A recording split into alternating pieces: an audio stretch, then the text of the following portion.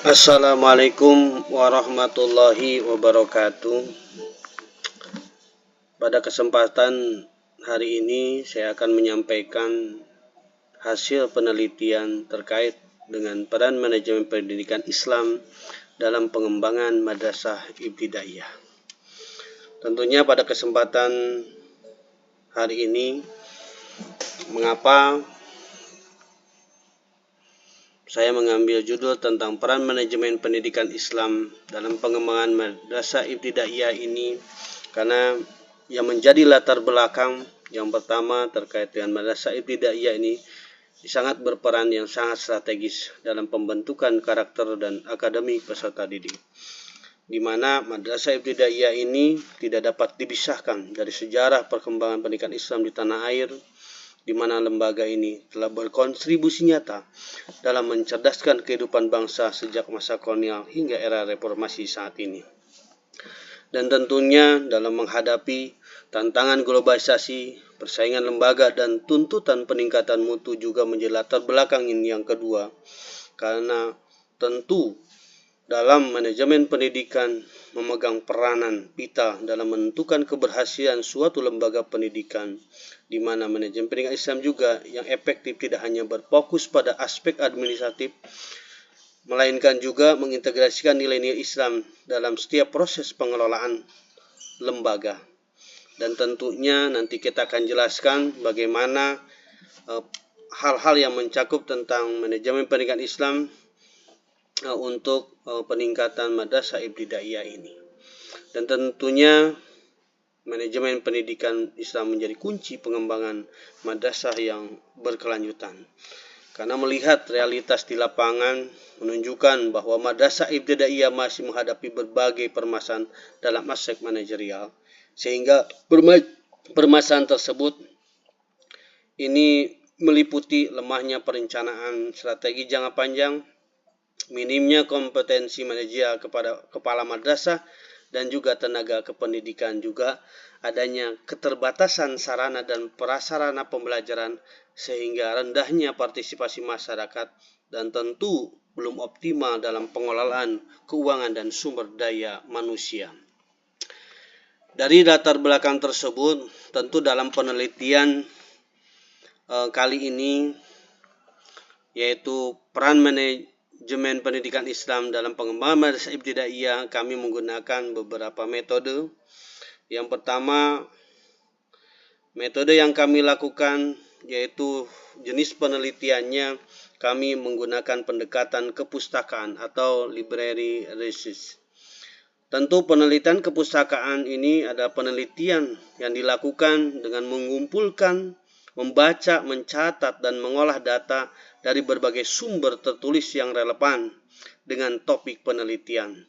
Tentunya pendekatan ini dipilih karena penelitian ini bertujuan mengkaji konsep dan teori manajemen pendidikan Islam dalam pengembangan madrasah ibtidaiyah melalui analisis literatur. Yang kedua, sumber data, di mana sumber data ini kami hasilkan meliputi dari buku-buku teks ataupun jurnal ilmiah, artikel penelitian, dan karya tulis ilmiah yang membahas tentang manajemen pendidikan Islam dan madrasah ibtidaiyah. Sehingga sumber data primer juga mencakup dokumen resmi yang di dalamnya ada peraturan perundangan dan kebijakan pemerintah tentang penyelenggaraan madrasah ibtidaiyah dari Kementerian Agama. Dan tentunya metode dalam hal ini teknik pengumpulan data ini berupa dokumentasi, yaitu mengumpulkan data dari berbagai dokumen tertulis yang relevan dengan topik penelitian.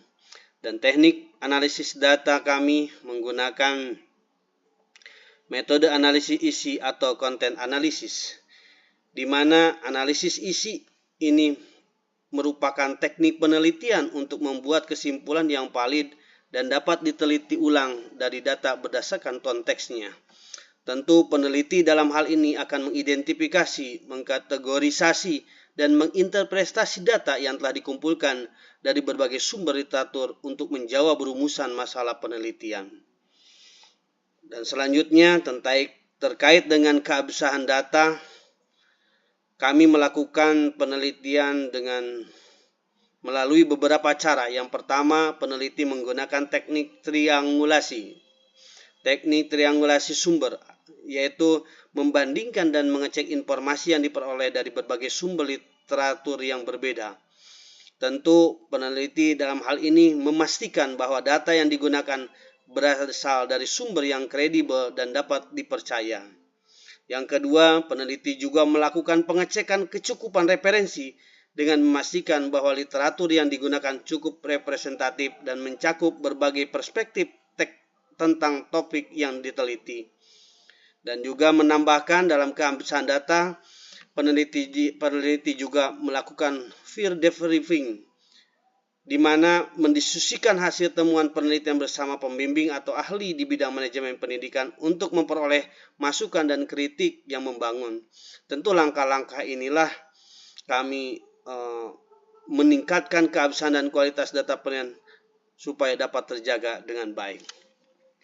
Di mana hasil pembahasan yang sudah kami teliti bahwa yang pertama, manajemen pendidikan Islam tidak hanya mengatur aspek teknik administrasi saja, tapi juga mengintegrasikan nilai-nilai tauhid, akhlak, dan ibadah dalam setiap proses pengelolaan. Dan tentunya manajemen juga melibatkan pengembangan budaya madrasah yang islami melalui pembiasan ibadah, akhlak mulia, dan tradisi keilmuan yang kuat. Dan juga implementasi manajemen pendidikan Islam di Madrasah Ibtidaiyah mencakup yang pertama, pengolahan kurikulum, yang tentunya kurikulum ini dipadukan dengan ilmu pengetahuan umum dengan pendidikan agama Islam. Yang kedua, pengelolaan sumber daya manusia yang berbasis pada kompetensi dan moralitas. Yang ketiga, pengolahan sarana dan prasarana yang mendukung pembelajaran berbasis nilai Islam.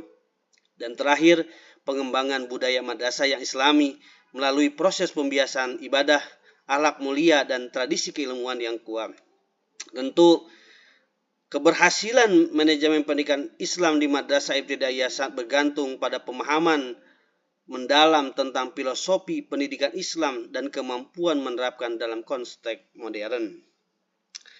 Dan tentunya hasil pembahasan yang selanjutnya, di mana peran manajemen dalam perencanaan strategi madrasah. Tentu perencanaan yang strategis ini merupakan fungsi manajemen yang paling fundamental dalam mengembangkan madrasah ibtidaiyah. Melalui perencanaan yang matang, madrasah dapat menentukan arah dan tujuan jangka panjang yang ingin dicapai, serta menyusun strategi untuk mewujudkannya. Selain itu, madrasah ibtidaiyah harus mempertimbangkan berbagai aspek, seperti pengembangan kurikulum, peningkatan kompetensi guru, perbaikan sarana dan prasarana, penguatan keuangan, dan pengembangan kemitraan dengan masyarakat. Tentunya dalam peran manajemen dalam perencanaan strategi madrasah, kepala madrasah pun bersama dengan komite dan dewan guru perlu melakukan evaluasi berkala terhadap capaian madrasah dan menyusun rencana pengembangan yang adaptif terhadap perubahan dan tantangan. Yang keempat, perencanaan yang baik akan menjadi panduan bagi seluruh warga madrasah dalam menjalankan tugas dan tanggung jawab serta memastikan bahwa setiap kegiatan yang dilakukan berkontribusi terhadap pencapaian tujuan organisasi ataupun madrasah tersebut.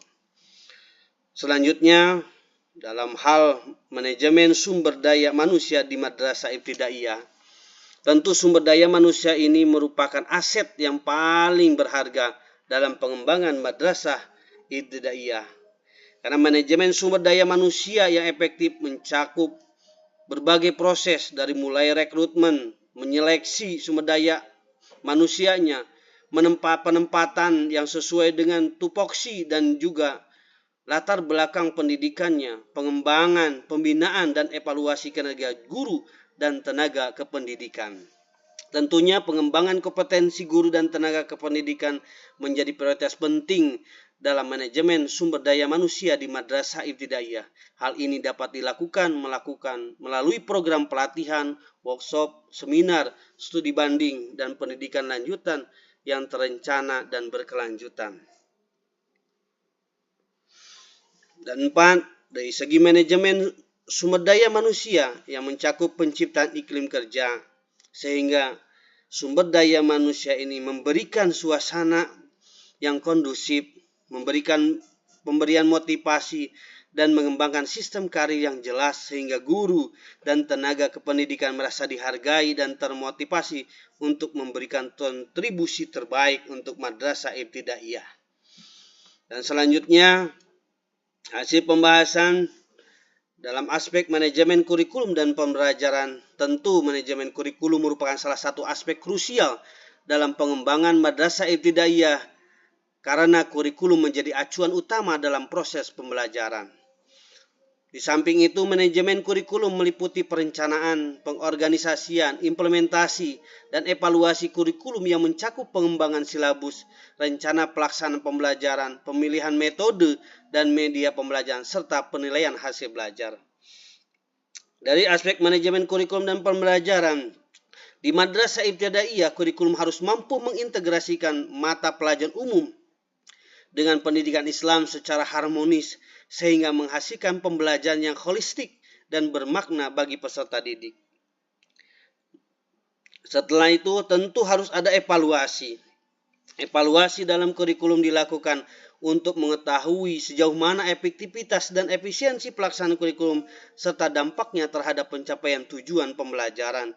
Tentu evaluasi ini mencakup penilaian terhadap dokumen kurikulum, proses pembelajaran, sampai hasil belajar siswa dan kepuasan stakeholder untuk madrasah ibtidaiyah. Dan selanjutnya, dari segi pengelolaan keuangan dan sarana prasarana, tentu manajemen keuangan yang baik merupakan kunci keberlanjutan dan pengembangan madrasah ibtidaiyah. Pengelolaan keuangan harus dilakukan secara transparan, akuntabel, dan efisien sesuai dengan prinsip-prinsip pengelolaan keuangan yang baik. Tentu dalam proses manajemen keuangan dimulai dari perencanaan anggaran yang realistis berdasarkan skala prioritas kebutuhan madrasah, pelaksanaan anggaran sesuai dengan rencana yang ditetapkan, pencatatan dan pelaporan keuangan yang tertib, hingga audit internal dan eksternal untuk memastikan penggunaan dana yang tepat sasaran. Dan tentunya selain pengelolaan keuangan juga tentu madrasah ibtidaiyah ini harus didukung dengan sarana dan prasarana yang merupakan komponen penting yang mendukung proses pembelajaran di madrasah ibtidaiyah. Sehingga pengelolaan sarana prasarana tentu meliputi perencanaan kebutuhan, baik itu kebutuhan kelas ataupun ruangan guru ataupun ruangan tenaga kependidikan, pengadaan, penginventarisasi, pemeliharaan dan penghapusan sarana prasarana yang dilakukan secara sistematis, sehingga dalam pemeliharaannya, maintenance-nya nanti sarana prasarana mencakup perawatan gedung, perbaikan fasilitas yang rusak dan penggantian peralatan yang sudah tidak layak, sehingga tercapai apa yang kita inginkan dengan penggunaan sarana dan prasarana yang sangat baik.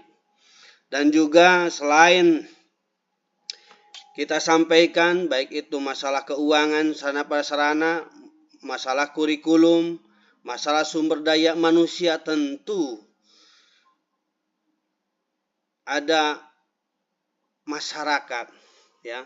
Dalam hal ini hubungan masyarakat dan kemitraan. Tentu madrasah ibtidaiyah harus membangun sebuah hubungan yang harmonis antara madrasah dengan masyarakat. Ini merupakan faktor yang sangat penting dalam pengembangan madrasah ibtidaiyah. Dan juga manajemen hubungan masyarakat yang mana untuk membangun komunikasi yang efektif, meningkatkan partisipasi masyarakat dan memperoleh dukungan dari berbagai pihak.